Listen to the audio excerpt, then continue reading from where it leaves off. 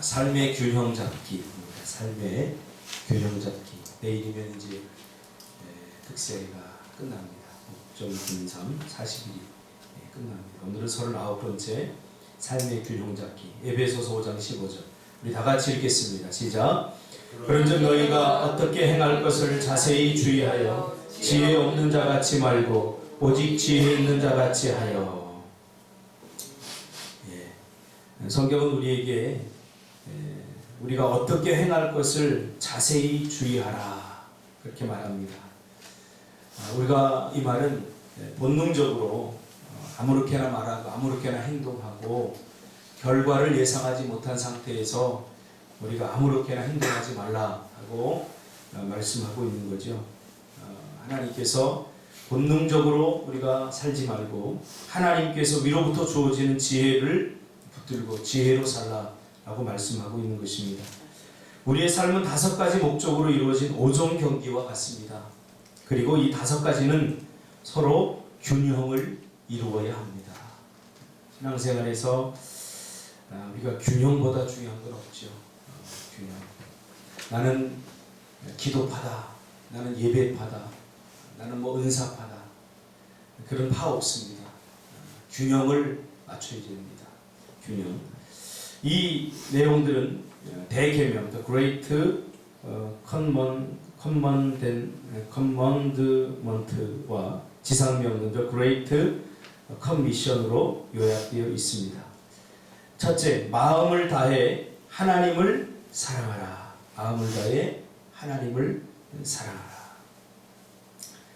두 번째는 내 이웃을 내 몸과 같이 사랑하라. 그렇죠? 하나님 사랑은 곧 이웃 사랑으로 나타난다고 그랬죠. 세 번째는 가서 모든 족속으로 제자를 삼으라.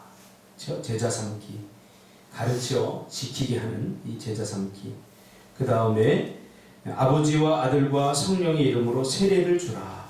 세례를 주라. 다섯 번째, 내가 너희에게 분부한 모든 것을 가르쳐 지키게 하라. 이 5가지 목적 사이에서 균형을 잡으려면 다음 4가지 활동으로 습관을 키워나가야 된다.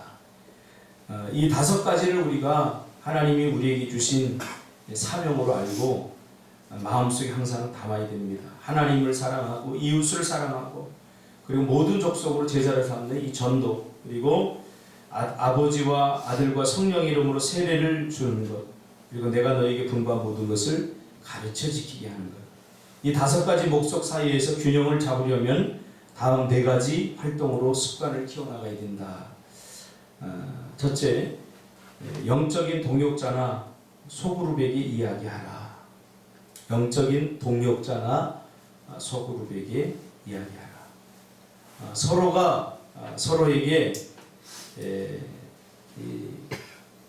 서로가 서로를 이렇게 바라볼 수 있는 그 공동체를 갖는 것, 이것이 건강함의 척도의 비결입니다. 건강하지 못할 때 이 공동체 자꾸 벗어나려고 하는 거죠.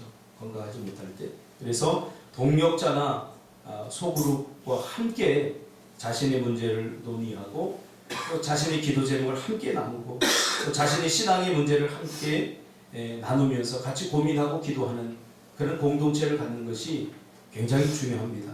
바로 초대교회가 그랬던 거죠. 영적인 동역자나 소그룹에게 그래서 이야기할 수 있는 그런 공동체를 갖는 것. 두 번째로, 목적이 이끄는 삶의 원칙들을 내면화하는 가장 좋은 방법은 그룹 사람들과 그것에 대해 이야기하는 것이다. 자꾸 나누는 것이 중요합니다. 그래서 이것이 객관화가 되어야 됩니다. 어떻게? 성경적으로. 내가 체험한 영적인 경험들, 내 앞에 직면하고 있는 그런 문제들을 다른 사람들은 어떻게 극복해 나가고, 또 이것이 나 혼자만의 해석이 아니라 다른 사람들의 의견도 들어보고 그것이 성경에 비추어 옳은 것인가, 항상 이걸 객관화시키는 성경적으로 객관화시키는 작업들이 우리에게 필요합니다. 왜냐하면 우리가 신앙생활을 하다 보면 또 신비한 그런 경험들도 많이 하거든요. 그래서 내가 보았고 내가 들었다고 해서 그거에 몰두해버리면 이단이 되고 싶고 또 신앙이 왜곡되고 또 잘못될 수가 있어요. 삐뚤어질 수가 있어요. 그래서 공동체를 갖는 것입니다. 신앙생활은 공동체에서 증명이 되는 거거든요. 나 혼자 잘한다고 잘하는 것이 절대 아닙니다. 그래서 하나님께서 교회라고 하는 공동체를 주신 것입니다. 내 신앙에 문제가 오기 시작하면서 공동체가 부담스러워지고 또 공동체와 나누는 것이 이게 잘 안 돼요. 이게 문제가 슬슬 왔다는 것이 드러나고 있는 거죠. 그래서 우리가 다른 사람들과 그룹 사람들과 이야기하고 또 같이 나눌 수 있는 공동체를 갖는 것이 중요합니다. 우리는 공동체 속에서 가장 효과적으로 배운다. 그렇죠? 신앙생활은 어디서 배워요? 공동체 속에서 배우는 거예요. 공동체 속에서. 또 대화를 통해 우리의 마음은 더 많이 다듬어지고 우리의 헌신도 더 깊어진다. 계속해서 공동체에 속한 사람들과 대화를 통해서 우리가 다듬어지죠. 이렇게 해서는 안 되겠구나. 이런 말은 조심해야 되겠구나. 또 이런 행동은 해서는 안 되겠구나. 이러면서 내 신앙이 다듬어집니다. 또 내 인격도 다듬어지고요. 또 우리의 헌신도 다듬어집니다. 다듬어집니다. 영적인 정기 검진을 받으라. 영적인 정기 검진. 우리가 이제 나이가 조금씩 들면 국가에서 하는 정기 검진을 이렇게 받게 되죠. 저희 매형되시는 장로님도 정기 검진을 이렇게 받다가 암이 발견돼서 조기에 발견돼서 이렇게 수술을 해서 지금 이제 완치가 됐는데 우리 영적인 부분도 마찬가지입니다. 내가 신앙생활 잘하고 있겠거니 뭐 별일 없겠거니 이러면서 어느 순간에 가보면 내 신앙이 나락으로 떨어져 있는 것을 발견하게 됩니다. 그래서 정기적으로 영적인 정기 검진을 받는 것이 중요합니다. 성경은 스스로의 영적인 건강을 시험해보고 검사해 볼 것을 최소한 5번 이상 언급하고 있습니다. 우리가 에가서 3장 40절, 고린도전서 11장 28절, 31절, 13장 5절, 갈라디아서 6장 4절 이 외에도 많은 곳에서 우리 자신들의 신앙을 점검해 보라고 말하고 있습니다. 에가서 3장 40절에 보니까 우리가 스스로 우리의 행위들을 조사하고 여호와께 돌아가자. 교만의 무서움이 뭐라고 그랬죠? 교만의 무서움은 자기가 교만하다는 걸 모르는 거예요. 그러면서 자꾸 불평과 원망으로 쏟아져 나와요. 절대 모르는 거예요. 그래서 이 교만의 무서움입니다. 자기가 병들은 것이 이게 무슨 병인지 몰라요. 이것보다 더 치명적인 게 뭐가 있겠습니까? 그렇죠? 내가 어떤 병이 걸렸다 그러면 먹는 것도 조심하고 또 내가 무슨 병에 걸렸으면 가서 진단도 받고 치료도 받는데 내가 무슨 병에 걸린지 몰라요. 그러면 이거 치료받을 수 없는 거죠. 그래서 교만은 패망의 선봉이라고 그렇게 말했습니다. 이것을 이길 수 있는 비결은 정기검사를 계속 영적으로 받는 수밖에 없어요. 말씀에 비추어서 나는 아니겠지가 아니라 나를 객관화시켜서 나를 드러내 보이는 것이 중요합니다. 그래서 에가서 3장 40절 우리가 스스로 우리의 행위들을 조사하고 여호와께로 돌아가야 됩니다. 고린도전서 11장 31절에 보니까 우리가 우리를 살폈으면 판단을 받지 아니하려니와 또 갈라디아서 6장 4절에 보니까 각각 자기의 일을 살피라 그리하면 자랑할 것이 자기에는 있어도 남에게는 있지 아니하리니 우리 자신들을 날마다 객관화시키고 성경의 말씀에 비추어 내가 혹시 말씀에서 멀어지지는 않았나 우리 자신들을 살펴보는 것이 중요합니다. 가장 중요한 거죠. 또 그 외에도 여러 가지들이 있죠. 우리의 영적인 건강을 위해서는 정기적으로 5가지 중요한 징후들, 즉 예배. 우리 예배를 한번 살펴봐야죠. 우리 예배의 간격이 식어지고 있지는 않은가. 예배 속에서 하나님을 경험하고 또 하나님을 만나려고 하는 그런 갈망들, 그런 것들이 여전히 내 마음속에 남아있는가. 예배를 하는 기다리고 있는가. 그렇죠? 아니, 예배하는 그런 마음, 예배하는 모습으로 내가 살아가고 있는가. 예배는 다른 말로 바꾸면 겸손이죠. 겸손이 예배입니다. 그 다음 교제. 하나님과 나의 그 관계 속에서 교제가 지금 잘 이루어지고 있는가. 또 이웃과 이웃들, 또 공동체 안에서 서로 이 교제들이 단절되지 않고 잘 소통되고 잘 이루어지고 있는가, 이런 것들을 우리가 살펴보는 것이 중요하죠. 목회를 하다 보면 이런 것들이 자연히 이렇게 눈에 들어오게 되어 있습니다.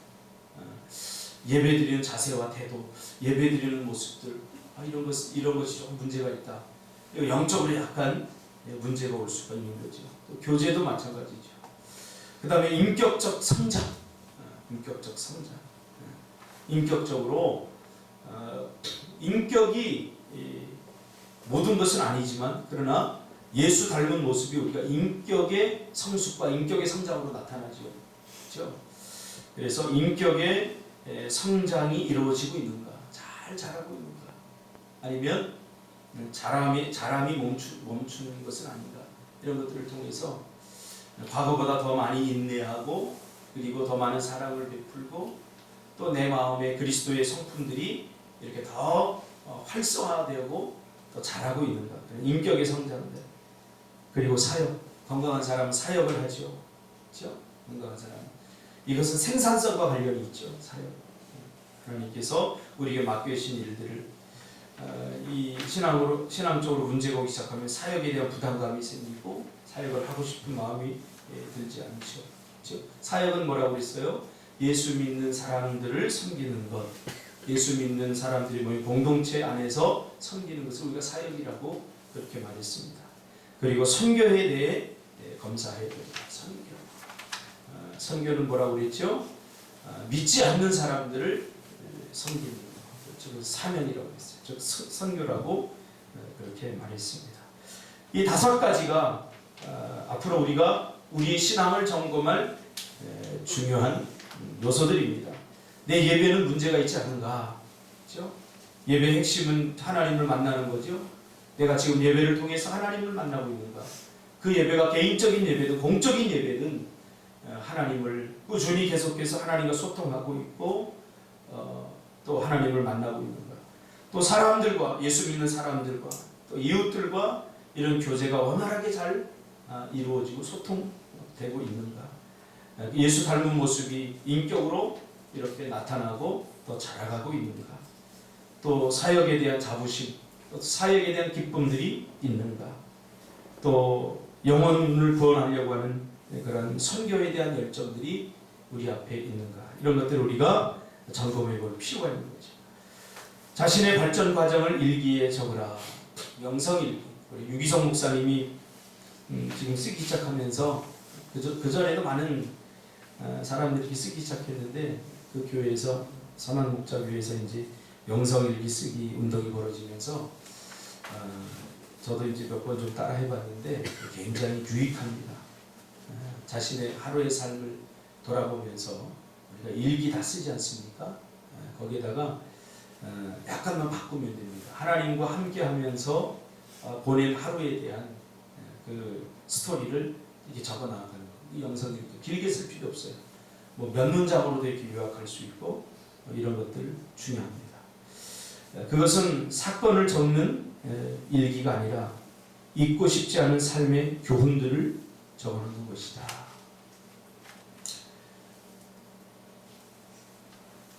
얼마 전에 보니까 박지성 우리 축구 선수가 초등학교 4학년 때부터 자신의 축구 일지를 적었더라고요. TV에 나왔더라고요. 트래핑은 뭐 때문에 안 되고, 그 트래핑을 어떻게 연습하고.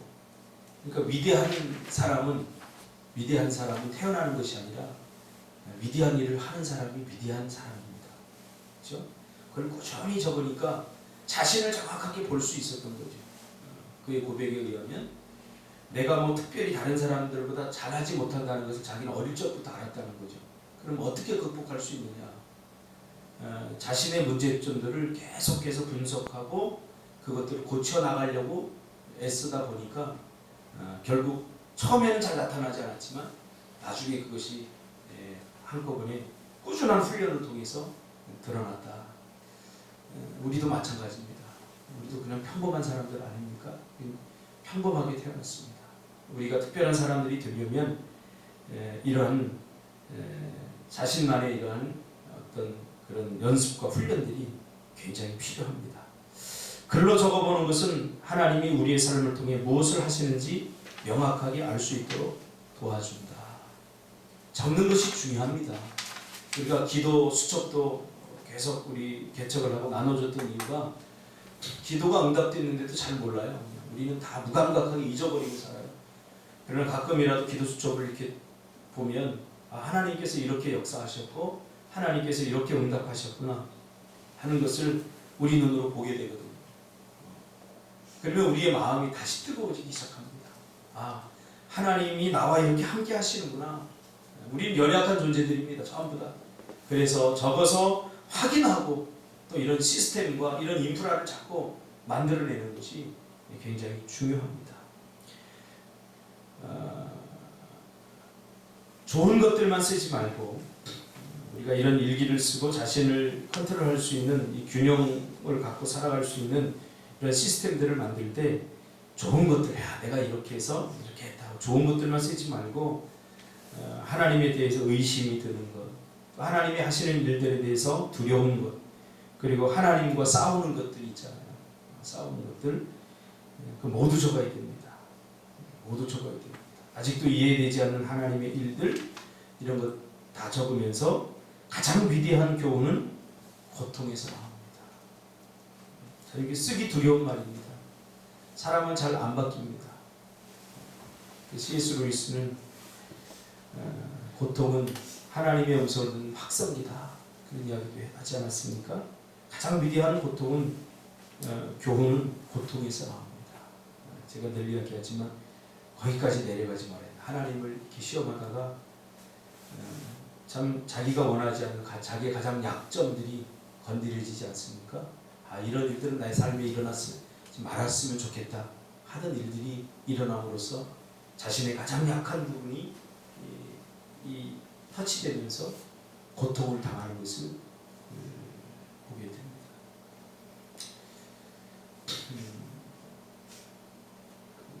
예전에 제 친구가 고등학교 때 같이 신앙생활 열심히 했던 친구가 있는데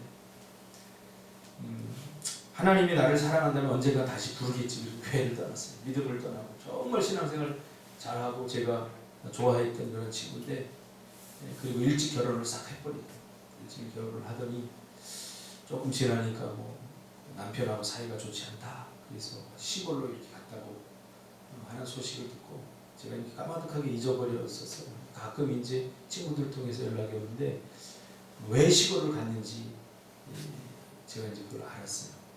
결혼을 했는데 아이를 낳았는데 약간 기형 아이를 낳았어요. 그러니까 병원비도 많이 들고 이러다 보니까 남편과 서로 사이가 좋지 않게 된 거예요. 너희 집안에 유전적으로 잘못된 사람이냐 이러면서 막 싸우다가 이혼은 아니지만 이게 별거까지 가게 돼요. 그러니까 그 아이를 데리고 시골로 가버립니다. 가슴 아픈 거죠. 아직도 이제 주님께 돌아오지 않으니 너무 가슴 아픈 그런 고통을 당하고 있죠. 하나님과 싸워서는 안 됩니다. 하나님을 시험하면 안 됩니다. 가장 위대한 교훈은 고통에서 나온다고 그러잖아요. 내가 직면하고 싶지 않고 내가 이것만은 하는 그것으로 나에게 올 수도 있어요. 그러니까 우리가 하나님 앞에 겸손하게 서야 됩니다. 육체적 고통의 수준까지 내려가지 말아야 됩니다. 아는 것을 다른 사람에게 전달하라. 내가 알고 있는 것을 다른 사람들에게 전달하십시오. 계속 성장하길 원한다면 더 많이 배울 수 있는 가장 좋은 방법은 이미 배운 것들을 전달하는 것입니다. 그러니까 그것이 공동체 안에서 이루어지는 거죠. 나 한 사람이 하면 모든 것들을 처음부터 다 겪어야 되지만 공동체가 있으면 그 과정을 우리가 조금 도움을 받을 수 있어요. 이렇게 하면 안 돼. 이렇게 하는 게 더 좋을 것 같아. 그러면서 우리가 100가지 과정을 거쳐야 된다면 한 50가지로 이렇게 줄을 수도 있는 거죠. 그래서 나눔이 중요한 것입니다. 나눔이. 그래서 자꾸 전달하는 것이 중요합니다. 우리가 이제 교육학에서도 그런 이야기 하지 않습니까? 왜 모둠을 만들고 왜 공동체로 이렇게 교육을 하느냐? 바로 전달 효과 때문에 그렇습니다. 전달 효과. 그래서 우리가 알고 있는 신앙적 지식이나 또 믿음의 지식들을 서로 전달하고 서로 소통하는 것이 중요하고요. 모든 것은 하나님의 영광을 위한 것이다. 예수님은 목적이 이끄는 삶의 모범을 보여주셨고 다른 사람들도 그러한 삶을 살도록 가르치셨다. 그것이 하나님께 영광을 돌린 일이다. 이와 같이 목적이 이끄는 삶이란 우리 자신이 하나님의 목적대로 살 뿐 아니라 다른 사람들도 그렇게 살도록 돕는 것이다. 궁극적으로 목적이 이끄는 삶이란 내가 하나님 앞에 목적대로 사는 그런 분명한 삶의 방향성을 갖는 것이고 더 나아가서 나뿐만 아니라 다른 사람들도 이와 같이 나처럼 목적에 이끌려서 살도록 도와주는 것이 이 목적이 이끄는 삶이 우리에게 주는 가장 중요한 교훈 중에 하나입니다. 그래서 삶의 균형을 잡는 것. 우리가 아까 5가지 했죠. 이건 굉장히 중요한 예배에 대해서 또 교제, 인격적 성장, 사역, 선교 이 5가지는 우리 신앙이 건강한가 건강하지 못한가를 나눌 수 있는 아주 중요한 기준입니다. 그래서 이런 것을 통해서 성령의 터치를 받고 또 말씀의 터치를 받으면서 내가 하나님 앞에 건강한 그리스도인으로 균형 잡힌 그리스도인으로 맡겨진 사역을 감당하는 것이 중요한 일입니다. 내용 요약하시고요. 생각할 점. 오늘 하루 반복해서 생각하고 묵상해 보세요. 균형을 잡고 사는 사람들은 복을 받는다. 삶으로 떠나는 질문. 첫째, 내 삶에 대한 하나님의 5가지 목적의 균형을 맞추기 위해서 이번 장에서 말한 4가지 활동 가운데 무엇을 시작할 수 있는가? 외울 말씀. 그러므로 사랑하는 자들아 너희가 이것을 미리 알았은즉 무법한 자들의 미혹에 이끌려 너희 굳센 데서 떨어질까 삼가라.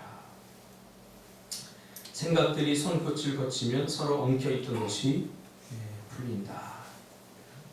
돛은 트로트만이 한 이야기입니다. 오늘 하루도 우리의 신앙이 건강한 신앙, 균형 잡힌 신앙을 갖기 위하여 그러한 모습으로 살아가기를 주님의 이름으로 축복합니다. 기도하겠습니다. 하나님 감사를 드립니다.